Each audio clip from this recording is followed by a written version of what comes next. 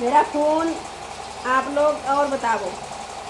आज मैं बात करने जा रहे हैं फिर से अपने यार से और आप लोग सुनो ये क्या कह रहे क्या नहीं कह रहे। हेलो हेलो, क्यों नंबर लगा रहे बार बार? आओ,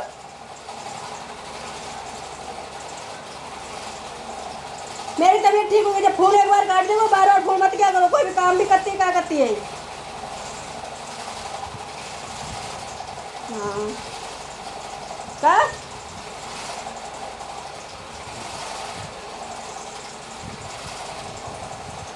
हाँ, तबीयत मेरी ठीक है। तुम लोग तबीयत कुछ नहीं परेशान करता है तो फोन करके आओ।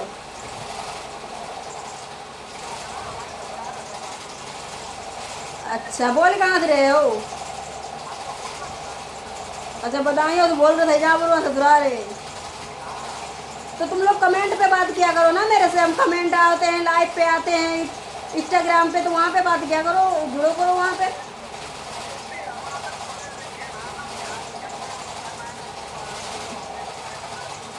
अरे यार सारी दुनिया कोई नहीं, मैं कौन से पढ़े हुए हैं, मैं भी तो अनपढ़ ही हैं।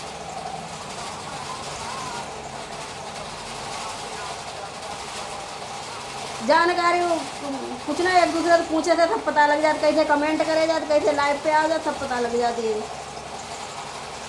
कौन गांव से बोल रहे तुम? कौन गांव से? बदायूं के पास में? कोई बात नहीं, मैं बदायूं आई तो मिलना, ठीक है? मैं यही बदायूं में मेला लगी छोटे बड़े बाबा का।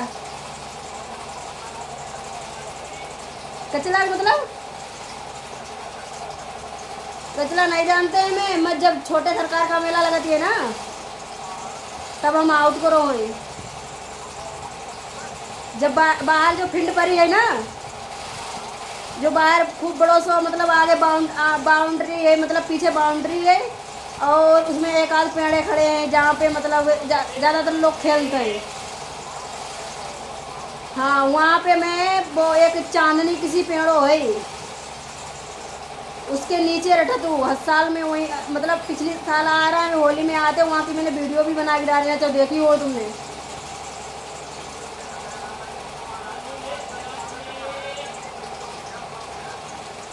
हाँ यूट्यूब पर नहीं, वो नंबर का वो वहाँ की छोटे बड़े बाबा की वीडियो मैंने डाली डाल बनाई थे। हाँ वहाँ से मेरे को बहुत फायदा फायदा मिलो है। मैं वहाँ पे आई तो मिलना मेरे को। तबीयत तो ठीक है। वहाँ पे पता है लोग क्यों जाते? हाँ तुम वहाँ बदायूं को फिर ये फिर पता नहीं तो फिर तुम बदायूं के कैसे हो सकत हो?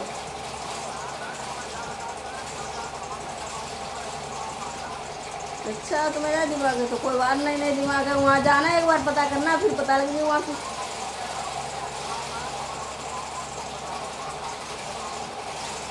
वहाँ की खासियत, वहाँ मतलब बहुत कुछ खासियत है। इस समय तो पानी पता ही, अब हम वहाँ के मेला में ही होली में जब छोटे सरकार का मेला लगी ना, होली में ही, क्योंकि लगा तो हर साल मतलब 6 महीना में भी लगा, लेकिन मैं जात ना 6 महीना में पहुँच रह पाऊँ ना, दूर रहा था। वहाँ सुनो, वहाँ फिर खुटार रोड पे बितौनी है। हाँ खुटार रोड पे। अभी तुम ये तो मेरे को नहीं पता है कितनी दूर पत्ती कितनी दूर नहीं पता, लेकिन ये पता है खुटार रोड पे पत्ती है। शाहजहाँपुर जिला है मेरो।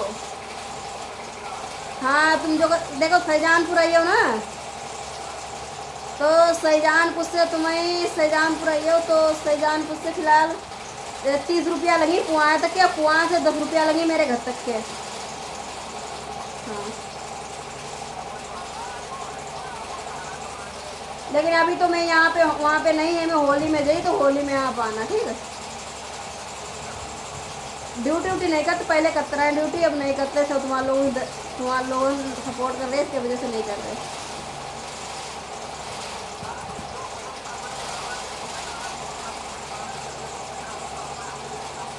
अरे पता है, मेरे मैं सबसे अच्छे से बात कर ले, लेकिन हम मेरा दिमाग खराब करते बोल लोग तब मेरे गुस्सा होती है। वैसे मेरे को हम किसी को कुछ उल्टा नहीं बोलते हैं।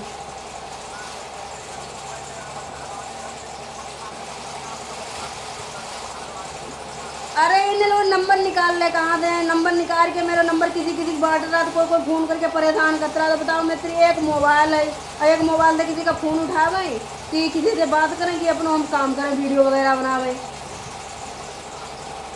तभी तो पतिदेव मेरे नहीं सुधरे। पतिदेव सिर्फ अपनी चाची फिर आती हैं। हाँ, दूसरे के साथ नहीं रहा। उनके भैया यहाँ पे आए हैं वे राहत है, लेकिन क्या बतावे उनके बारे में। भैया भैया सब लोग एक ही जैसे होते, कोई किसी को नहीं होती है भैया। हाँ, दुनिया बदला लेने को सोच रहा थी भैया। भैया तो बदला लेने को सोच रहा है ना। तो मेरे बदला लेके क्या चाहिए, कोई कुछ नहीं मेरे करीब बदला लेके। अरे मैंने हम जलाने वाले ने जलने वाले के लिए खाली मुस्कुराना काफ़ी है। अपने आप लोग जलते। हाँ, जलना जो जलने को तो उसके लिए खाली मुस्कुराना काफ़ी है बस। उसके सामने थोड़ा सा बस मुस्कुरा दो।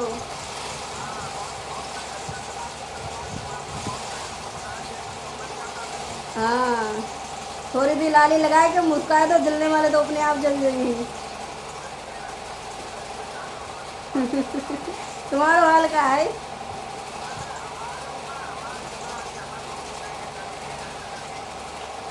अरे तुम्हारी घरवाली है दूसरी।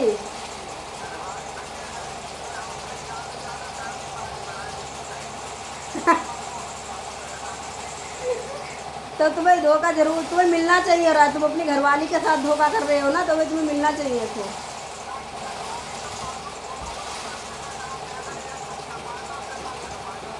एक मेरी बात सुनो। चलो तुम कह रहे दुई लुगाई रखी है, जो अगर लुगाई तुम्हारी का है हम दुई आदमी रखी तुम मान जाइयो। हाँ तो फिर वो कहिए मान जाती। भाई आदमी जो और कही हम दुई लुगाई रखी, तो लुगाई भी तो कहते कहते हम दुई आदमी रखी। तो वो आदमी तो पता ही नहीं तैयार हुई, तो लुगाई कैसे तैयार हो जाए। जिससे बढ़िया है अपने परिवार में, मतलब जब खराब हो चाहे कह दो, अपने परिवार में खुश रहना सबसे बढ़िया है।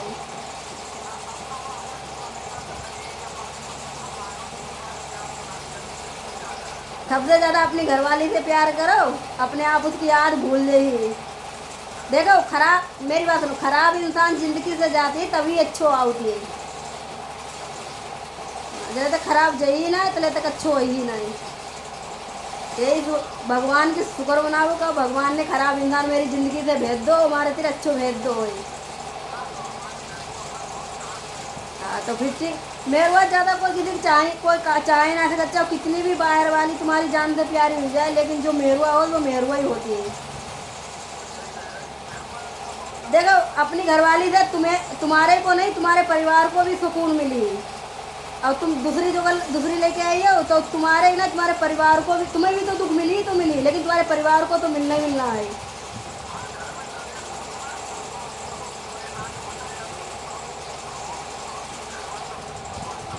हाँ, दिल कोई बात हुई जाए तब भी तुम्हें चार बात सुनाई हो। जो ब्याहता को तुम मार लियो, गरिया लियो, कुछ भी कह लियो, तब भी तुम्हें छोड़ के ना जाइए। हैं